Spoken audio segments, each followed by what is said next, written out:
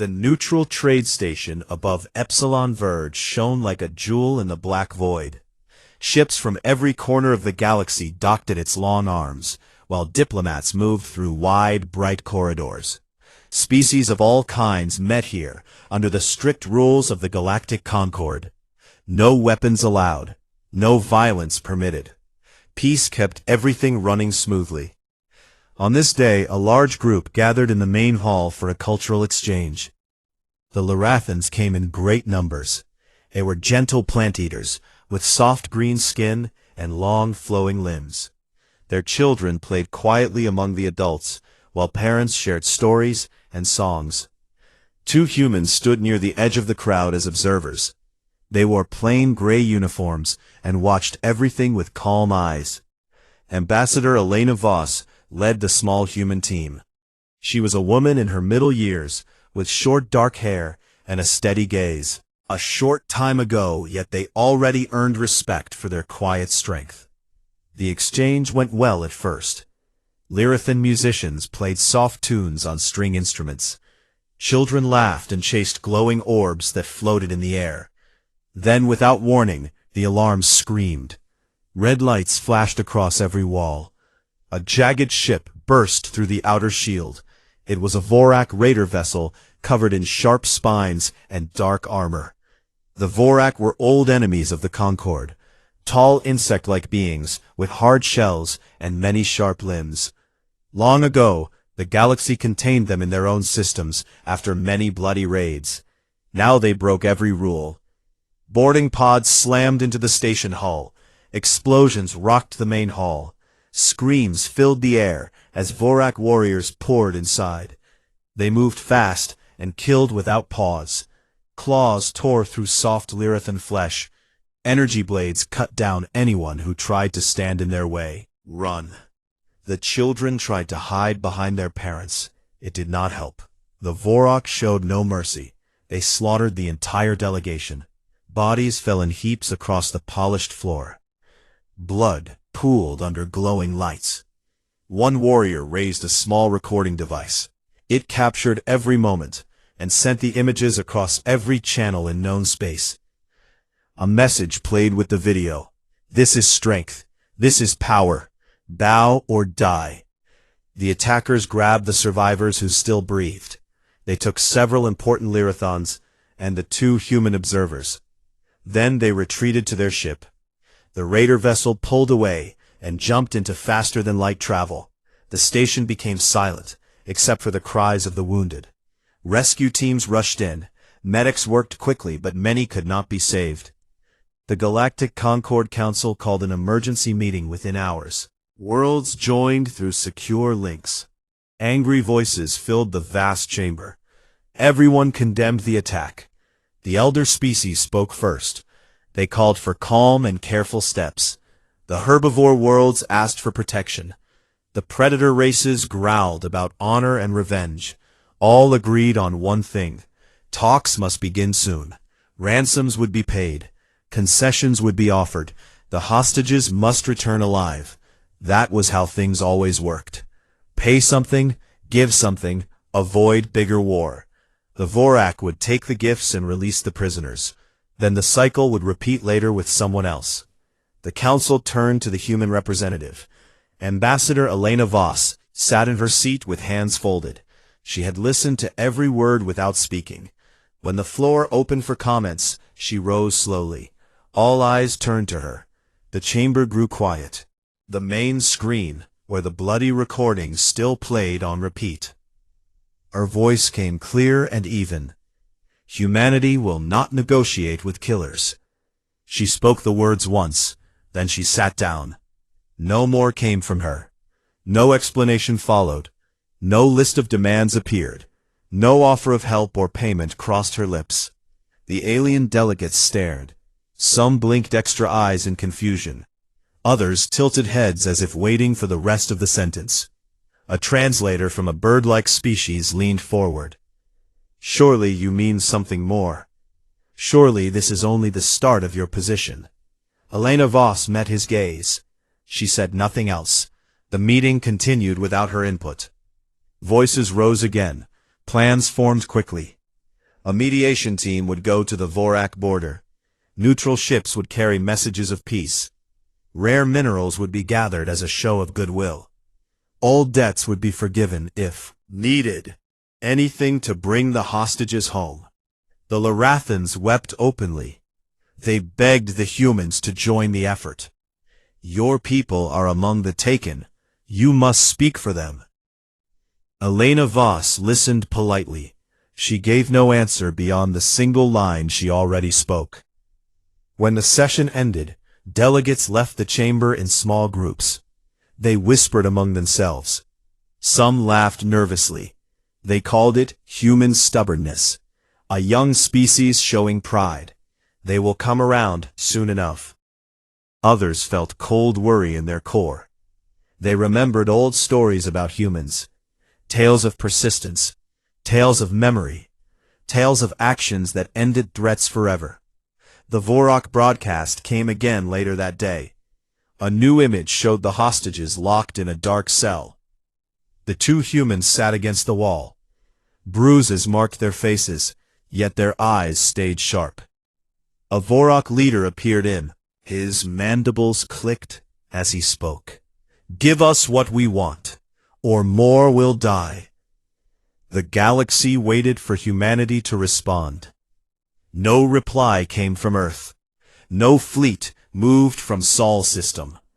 Only silence followed the ambassador's words, and the galaxy began to feel the first strange chill of something new.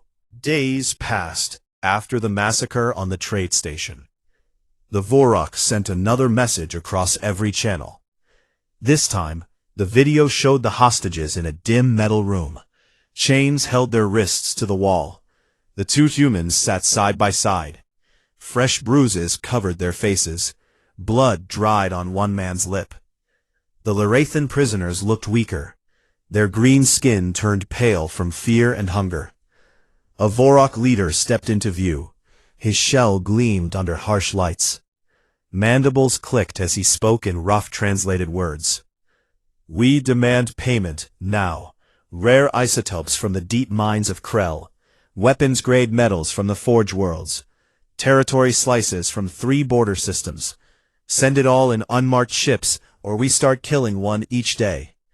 The message ended with a close shot of a sharp claw held near a child's throat. The child was Larathan, small and trembling. Council met again, right away. Delegates filled the chamber with tense voices. They talked fast about what to give first. Some offered to pay the isotopes themselves. Others said, share the cost among many worlds. A few suggested sending a small team to talk face-to-face. Mediation always worked before. Pay enough, and the problem goes away. The Larathan High Elder stood at the center podium. Tears ran down his face as he spoke. We lost so many already. Our children gone. Please help us bring the rest home. All eyes turned to the human seat once more. Ambassador Elena Voss sat straight. Her face showed no change. When the council asked her to speak, she rose again. The room grew quiet. Everyone waited for more words this time. She looked around the chamber slowly. Then she said the same line. Humanity will not negotiate with killers. She sat back down. Came no promise of ships or money. No sign she would change her mind. Whispers spread through the rows of seats. A delegate from the tall crystal beings leaned over. This cannot be serious. Your own citizens suffer in chains. You must at least pretend to talk. Elena Voss turned her head slightly. She met his many-faceted eyes. She said nothing. Another voice rose from the back. A predator species with thick fur and sharp teeth. They call this strength. Let them pay or let them fight, but do not drag us all into war over pride. The human ambassador did not reply. She simply listened as the debate continued. The council voted to form a contact group. 3 neutral ships would carry offers to the Vorak border. Gifts of food and medicine would go first, then promises of minerals. They hoped small steps would open the door. humanity received a private message from the council leaders. They begged Elena Voss to join the effort. Even one human voice on the team would help. She sent back a short written answer. Humanity will not negotiate with killers. No other words followed. Earth government made a public statement later that day. It repeated the ambassador's line exactly. No back-channel talks happened. No secret payments moved through hidden accounts. No rescue plans leaked to the press. The galaxy watched and waited. Some species grew angry. They said humans acted cold and selfish. Others felt confused. Why not save your people with words and gold? A few old warrior races nodded slowly. They remembered their own past, when mercy invited more attacks. The Vorak saw the silence from humanity. They thought it meant weakness. They pushed harder. Another video arrived 2 days later. This one showed only one human hostage. The other had been taken to a different cell. The remaining man knelt on the floor. A Vorak guard stood behind him. The leader spoke again. Time runs short. Your friends refuse to pay. So we take one life now. Watch and learn. The claw came down fast. The human did not scream. He looked straight at the camera until the end. The body fell forward. Blood spread across the metal. The Vorak laughed in harsh clicks. They cut the feed. Panic hit the council hard. Delegates shouted over each other. They demanded humanity act now. Send ships, send money, do something. Elena Voss attended the next meeting by secure link. Her image appeared on the main screen. A Larathan delegate spoke first. Your man is dead. Will you still refuse? She looked at them all for a long moment. Her voice stayed calm and clear. Humanity will not negotiate with killers. Hung in the air. No one laughed this time. No one called it pride. A cold understanding began to spread. This was not a game. This was a line drawn deep. The galaxy felt the first real fear, not of the Vorak claws, but of what might happen when humanity finally moved. Quietly, ships from Sol systems started to change course. Cargo haulers turned toward home ports. Passenger liners cleared schedules. No one announced it loudly. It just happened. The council spies noticed, but said nothing. They watched and waited. The Vorok sent one more demand. They wanted double the price now. They threatened the last human and all Larathans. The galaxy held its breath. Humanity stayed silent. But the silence felt heavier than any shout. Something built behind it. Something patient. Something final. Humanity went quiet after the execution videos spread across the galaxy. No angry speeches came from Earth leaders. No fleets gathered at the edge of Sol system. No loud demands echoed through news channels. Cargo ships kept their normal routes. They delivered food and machines to allied worlds just like always. Passenger liners carried tourists and workers without delay. Scientific teams continued joint projects with other species. Everything looked the same on the outside. To most aliens it seemed like humans did nothing. Some called it fear. Others said cowardice. A few even joked that humans talked big but stayed small. The council spies watched human space closely. They scanned every signal from Sol. They listened to open channels and tried to crack secure ones. What they found confused them more. No rage filled the communications. No long debates about revenge happened. Shouted orders in panic. Instead, the channels carried calm voices. Lists of supplies moved from one place to another. Coordinates changed for a few ships.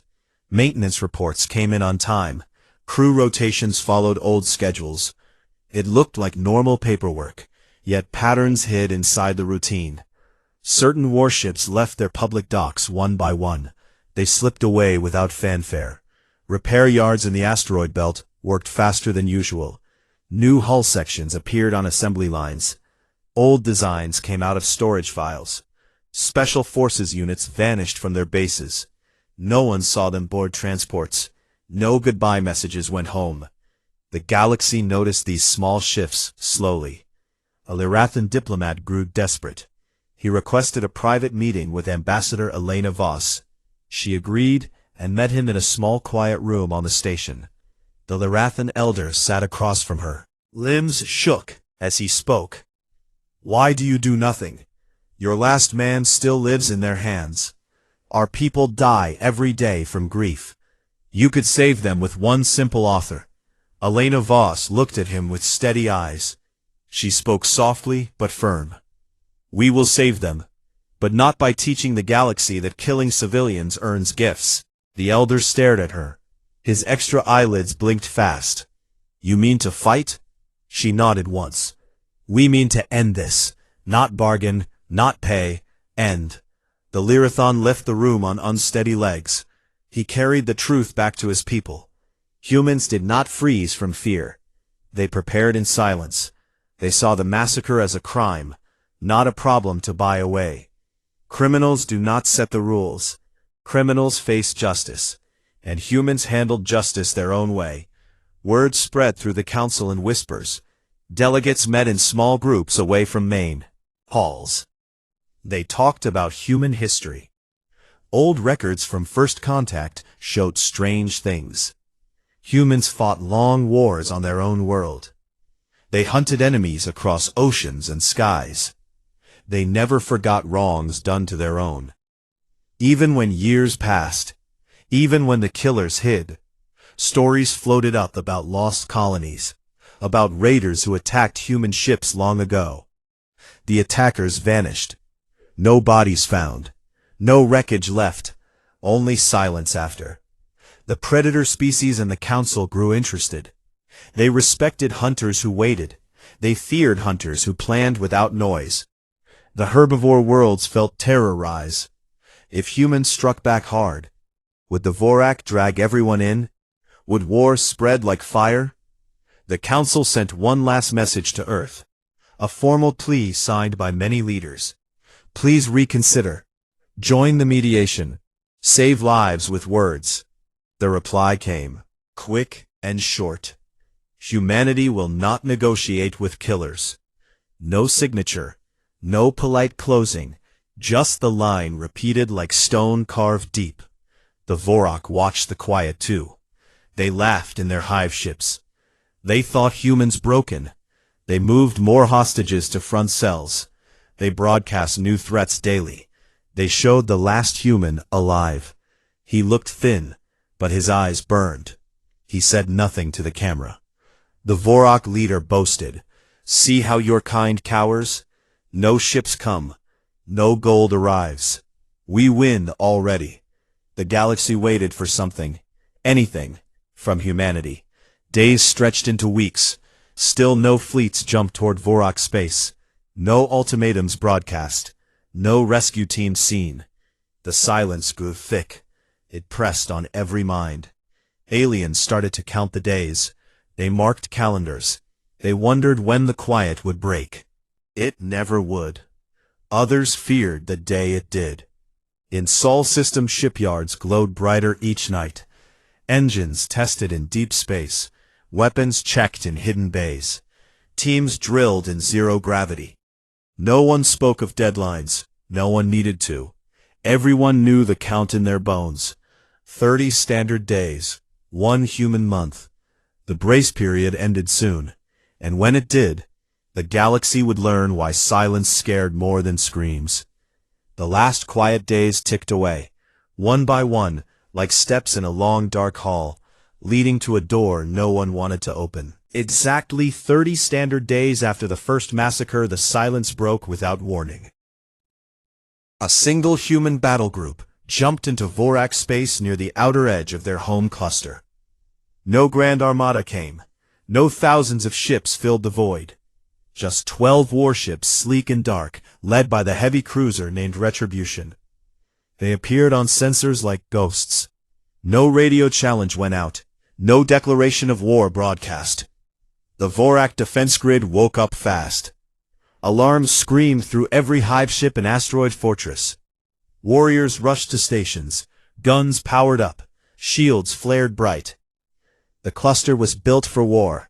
A maze of connected rocks and metal hives, layers of automated turrets, minefields that stretched for light hours, swarm fighters ready to launch. It had stopped invasions before, many times. The human ships did not slow down. They accelerated straight in. At high speed. The lead cruiser fired first. Not missiles, not beams. Long, thin kinetic lances shot out. They moved at a fraction of light speed. They punched through the outer shield belt. Explosions bloomed silent in vacuum. 3 Vorak gun platforms shattered into dust. Before the enemy could return fire, the humans split formation. Smaller destroyers peeled off in pairs. They darted between asteroids, like hunters in thick forest. Boarding pods launched from hidden bays. The pods looked plain, small and black. They carried no markings. Inside each one sat teams of special forces, men and women in heavy armor, faces hidden behind visors, weapons locked and ready. They moved in zero gravity with perfect ease. The pods slammed into hive ship hulls. Cutting torches burned through armor fast. Airlocks breached. The teams poured inside. Vorak warriors met them in narrow corridors. Claws against blades. Energy fire against slugs. The fights were short and brutal. Humans fought as one unit. They covered each other. They flanked without words. They killed without pause. When a teammate fell, another took the spot. No screams, no retreat, just forward. In the command hives, Vorak leaders shouted orders. They tried to regroup. They sent swarms of fighters. The human ships answered with point defense grids. Lasers and railguns swept the small craft away like leaves in wind. One destroyer slipped close to a main fortress. It released a data spike. A viral logic bomb jumped into the enemy network. Automated turrets turned suddenly. They fired on their own ships. Chaos spread through the Vorak lines. Friends killed friends by mistake. The battle group pushed deeper. Every move looked planned years ago. They knew the supply lines. They knew where the hostages waited. A strike team reached the central prison hive. They cut through guards like paper. Doors blew open. The last human hostage stood in his cell. He looked thin and bruised, but he smiled when the team entered. They cut his chains. They carried the Lyrathan survivors too, all still alive. The extraction pods waited outside. They lifted off under covering fire. Back on the command deck of Retribution, the fleet commander watched the fiends. A woman with gray streaks in her hair. Captain Mara Kane. She spoke once into the open channel. We stated our position. You chose not to listen. The message went to every frequency. Every species watching heard it clear. No anger in the voice. No triumph. Just fact. The Vorak tried one last stand. Their main hive ship charged forward. Blazing, the human battle group met it head-on. Concentrated fire from all 12 ships. Armor peeled away in sheets. Reactors overloaded. The hive ship broke apart in a slow, bright flower. Debris spun out into the dark. Within 72 hours, the Vorak military ceased to exist. Surviving leaders broadcast surrender on every band. They begged for terms. They offered everything. The humans ignored it all. Teams hunted the warriors who took part in the massacre. One by one. No trials happened. No mercy shown. No prisoners taken. Names and faces matched the old recordings. When found, they died. Quick and clean. The ruling castes in the deep hives faced the same fate. Leaders who ordered the attack. Planners who approved it. All gone. The Vorak homeworld below stayed untouched. No cities burned. No bombs fell from orbit. But every weapon platform went silent. Every warship became scrap. Every fighter base stood empty. The human battle group pulled back. They left no bases behind. They claimed no land. They took no resources. No reparations demanded. They simply withdraw. Jump drives flared. The cluster fell quiet again. The galaxy watched every second of it. Spy drones caught the strikes. News feeds replayed the clips. Analysts counted the numbers. Small force, fast victory, low human losses, perfect execution. The hostages returned to their worlds. The last human stepped off the shuttle on Earth. He saluted the crowd, then he went home. No speeches, no parades, just rest. The council chambers filled with stunned faces. Delegates sat in silence. They replayed the battle logs. They studied the tactics. They realized something cold and clear. Humanity could have ended the Vorak completely. They could have turned the cluster to glass. They chose not to.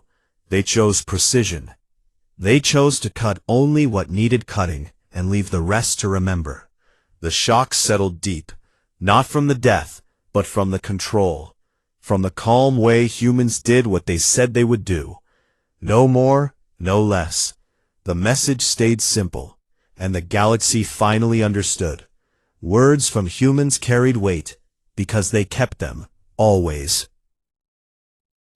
The council chamber sat in heavy silence after the battle group returned home. Delegates from every major species gathered for the closed session. No outsiders watched. No feeds went public yet. Screens around the room showed recordings from the Vorak cluster. Kinetic strikes, boarding actions, viral code turning defenses against their masters. The final moments of the ruling castes. Every clip played without sound. The images told enough. Analysts from elder races ran the numbers. They counted ships lost. They measured time from first jump to last withdrawal. 72 hours. A force 1/10 the size of a standard fleet. Casualties on the human side, almost none. Vorak military broken completely. Yet no genocide followed. No orbital bombardment. No claim on the planet below. The room felt colder with each replay. An ancient delegate from the long-lived crystal species rose slowly. His voice carried through the translators. We have seen many wars. We have seen rage. We have seen mercy. This was neither. This was something else. He turned his many facets toward the human link. Ambassador Elena Voss appeared on the main screen, her image calm as always. The crystal being asked the question everyone held inside. What would have happened if they killed more humans? If the massacre grew larger? If your people suffered greater loss? Elena Voss looked straight into the camera. She answered without pause. The same thing, only faster. The words landed like stones in still water. Ripples spread through the chamber. No one spoke for a long moment. A Lirathan delegate stood next. His voice shook. You could have destroyed their world. You held the power. Why stop at the warriors? Why leave the civilians alive? Tilted her head slightly. We do not punish the innocent for the crimes of killers. We remove the threat. We remove those who choose to act. We leave the rest to learn. The chamber filled with murmurs. Some nodded in slow understanding. Others shifted in fear. The predator species representatives leaned forward. They smelled respect in the air. One spoke in a low growl. You hunt like apex predators, but you plan like machines. You wait, you strike, you vanish. No territory taken, no tribute demanded. Only the lesson remains. Elena Voss did not smile. She simply continued. We do not negotiate with killers, because we do not need to. We remember every face. We find every name. We end every threat. That is all. The feed from her end went dark. The screen stayed black for a full minute. No one moved. No one spoke. Then any speech.